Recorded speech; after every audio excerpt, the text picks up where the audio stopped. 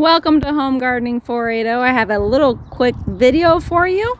I have found from a fellow homesteader gardener an idea, putting organza bags to cover the fruit. Covers the fruit individually.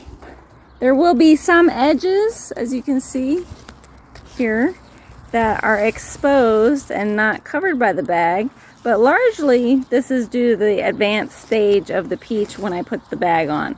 I have a smaller peach just right here. It's maybe 2.5 inches around. I'm going to put a bag on that.